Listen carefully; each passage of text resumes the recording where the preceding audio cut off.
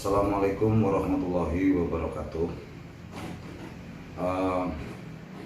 Beberapa waktu yang lalu memang ada teman media yang menanyakan saya terkait judicial review yang dilakukan oleh beberapa teman Kades waktu itu yang terkait masa jabatan kepala desa. Sebagai Papdesi saya tidak punya kewenangan untuk menilai apa yang dilakukan oleh teman-teman Kades lain yang mungkin tergabung dalam asosiasi lain. Uji materi itu kan hak ya, hak kita, hak Kades, hak warga untuk melakukan uji materi. Jadi kalau terkait itu ya monggo dan sah, legal standingnya bolehlah. Karena Kades dianggap merasa dirugikan kemudian mengajukan uji materi. Kalau tidak ada kepentingan maka tidak ada gugatan, ada adigium semacam itu. Jadi tapi kan sebelum ke arah sana kan setidaknya kita melakukan kajian hukum dulu. Uji materi kan tidak harus asosiasi ya, tidak harus ngajak teman, ngajak urunan. Akhirnya yang ramai bukan masalah uji materinya tapi urunannya kan. Ini kan ya kalau sudah sampai sana tentu ada yang diuntungkan dan yang dirugikan. Dan kalau ada Kades yang ingin melakukan itu ya kita hormatilah, dia sedang menggunakan hak hukumnya kan gitu. Papdesi sendiri saat ini lebih fokus ke bagaimana mengupayakan operasional kepala desa 5% yang pernah dijanjikan oleh Bapak Presiden kita yaitu Bapak Jokowi. Kita mengenal ada 4 sistem pemerintahan di Indonesia yang pertama adalah pemerintahan pusat, yang kedua adalah pemerintahan provinsi, ada pemerintahan kabupaten, dan pemerintahan desa. Dan pemerintahan desa ini adalah pemerintahan struktur pemerintahan terendah.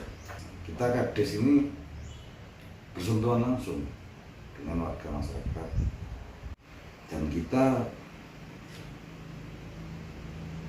tidak mengenal apa itu semacam ajudan atau apa. Jadi artinya siapapun warga kita, ketika dia perlu dengan seorang kepala desa, tidak peduli itu jam berapapun, bisa mengetuk pintu rumah kepala desa.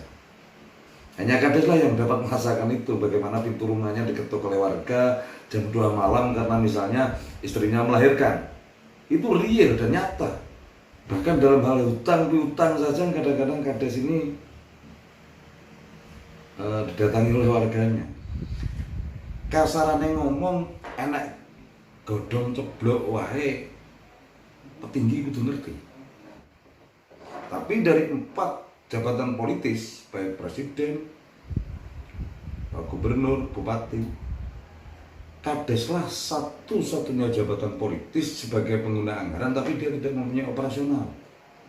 Tidak ada tindakan operasional untuk Kades. Itulah yang saat ini sedang diperjuangkan oleh Papdesi pusat. Nah, untuk di Bojonegoro sendiri, kita masih dihadapkan pada bagaimana ADD yang seharusnya 12,5% seperti amanat Perda dan Perbuk, sampai detik ini kita hanya menerima 9,8%. Beberapa waktu yang lalu media mengatakan bahwa Pemkab akan merealisasikan ADD 12,5% di tahun 2022. Tapi bagaimana dengan tahun sebelumnya? Artinya ada beberapa tahun hak kami, hak pemerintah desa yang saat ini masih menjadi piutang dari menjadi hutang Pemkab kepada desa. Kalau saya sebagai ketua Papdesi di Bojonegoro itu lebih baik saat ini bicara bagaimana agar 2,5% hutang Pemkab itu segera dibayarkan ke desa. Kita jangan hanya cukup puas misalnya tahun 2022 kita akan mendapat ADD 12,5%. Itu memang kewajiban Pemkab gitu. Jadi kita jangan berhenti cukup puas sampai di situ. Karena ada 2,5% beberapa tahun ke belakang yang belum dibayar Pemkab kepada desa. Ini yang perlu kita kejar. Ini hak kita. Ini hak Pemdes untuk mendapatkan itu. Secara administrasi kita bisa menyampaikan hal tersebut kepada Mendagri maupun gubernur, dan secara hukum kita bisa melakukan gugatan perdata ke pengadilan. Ini mungkin teman-teman Forsekdes, teman-teman PPDI, teman-teman Abdesi atau AKD sekalipun, monggo kita diskusi terkait ini gitu. Bagaimana hak kita ini segera direalisasikan. Oke, mungkin itu yang bisa saya sampaikan.